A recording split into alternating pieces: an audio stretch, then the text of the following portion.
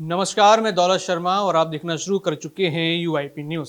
और इस बार बारी है लोकसभा चुनावों की, जहां पर एक तरफ प्रधानमंत्री नरेंद्र मोदी कहते हैं कि अब की बार 400 पार और बीजेपी उस तैयारी में भी दिखती हुई नजर आ रही है।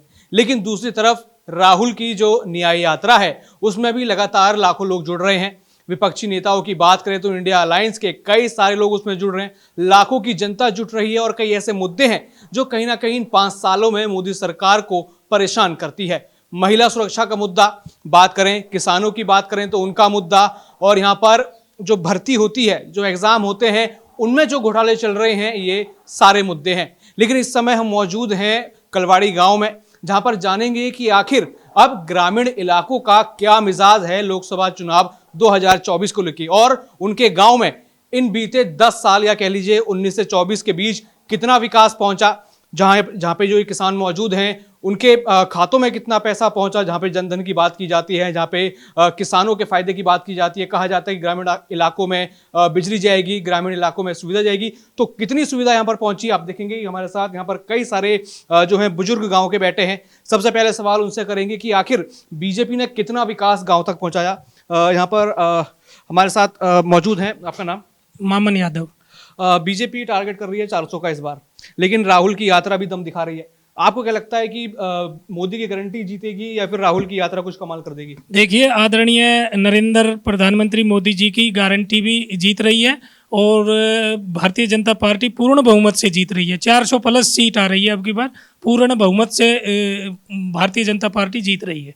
गांव के कुछ ऐसे मुद्दे हैं जो आप अभी सरकार के सामने रखेंगे। वैसे तो आपका कहना है कि विकास चल रहा है, मोदी गारंटी जीतेगी, लेकिन कुछ ऐसे मुद्दे हों जो आप रखना चाहते हैं अभी प्रधानमंत्री के सामने या बीजेपी के जो आपके कैंडिडेट उतरेंगे उनके सामने? देखिए, हमारे मुद्दे तो यही है कि बीजेपी सरकार जिस प्रकार काम करती आ रही है, 10 साल से इन्होंने इतना काम किया है कि आगे भी ऐसे ही काम करती रहे, तो बीजेपी सरकार को हटाने वाला इस देश में अभी कोई नहीं है।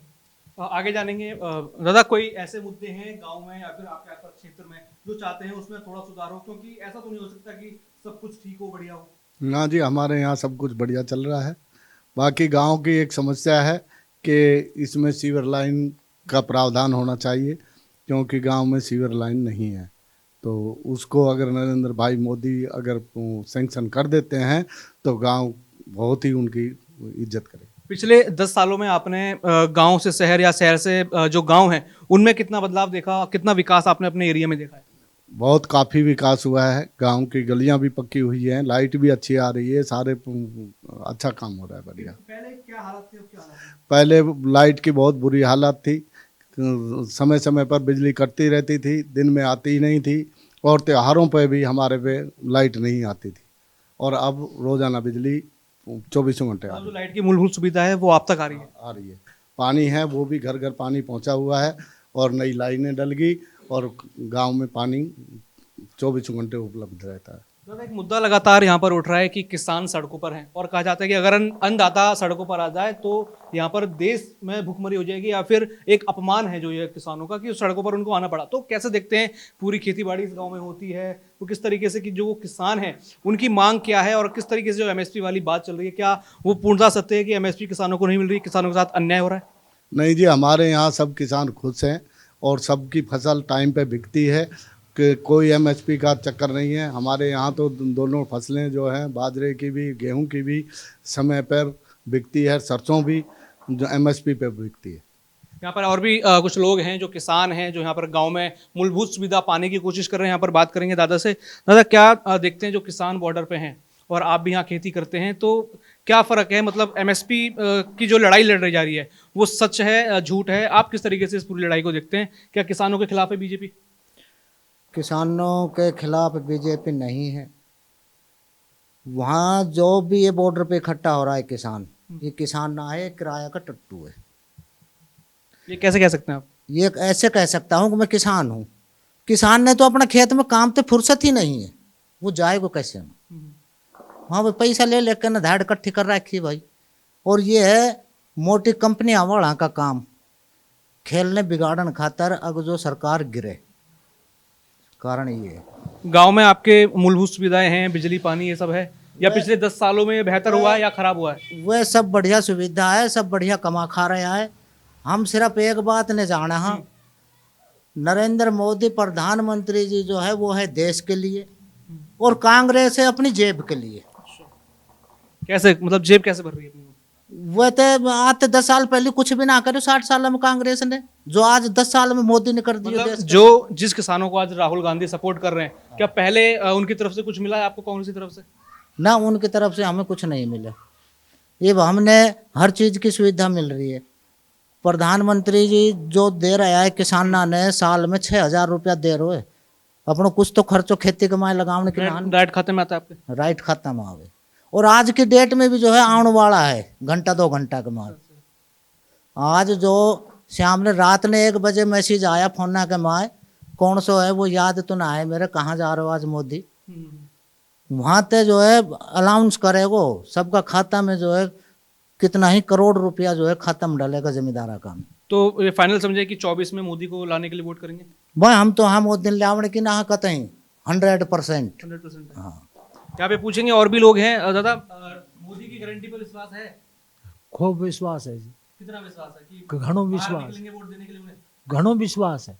जो आपके यहाँ पे सांसद हैं, हाँ। उनसे कितनी उम्मीदें हैं?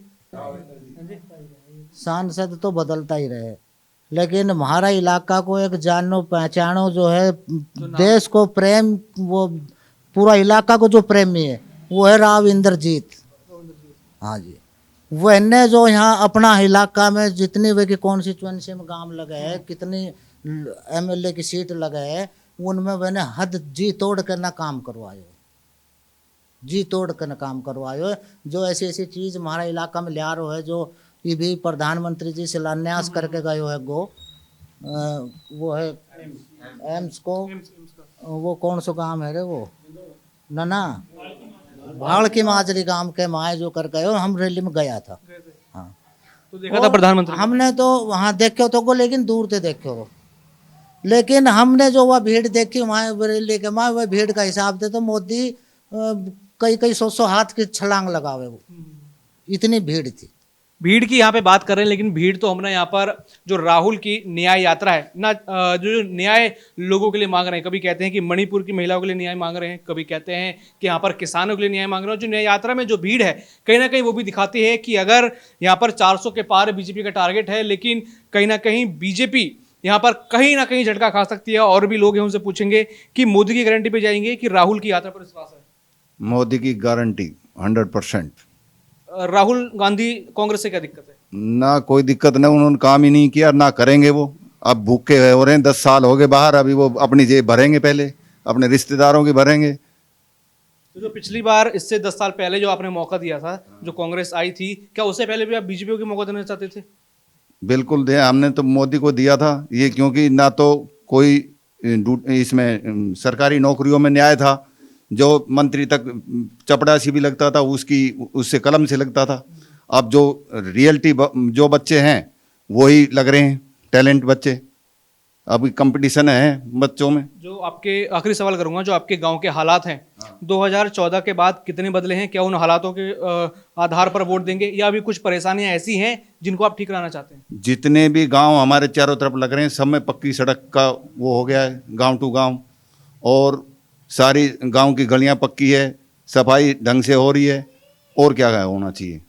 तो देखा जाए तो यहाँ पर कोई शिकायत बीजेपी से लोगों को नजर नहीं आती, और लगातार सब बीजेपी का सपोर्ट यहाँ पर कर रहे हैं। लेकिन देखना होगा कि क्या जब चुनाव होंगे, जब आचार संहिता लगेगी, उससे पहले क्या कांग्रेस कोई बड़ा दांव खेल पाएगी, या फिर इंडिया अलायंस यहाँ पर 400 का पार का खेल बिगाड़ पाएगी कि नहीं, ये देखने वाली बात होगी। आखिरकार देखा जाए तो देहात तो यहाँ पर मोदी के साथ ही है। बाकी और भी ऐसी खबरें जानने के लिए देखते रहिए UIP न्यूज़। धन्यवाद।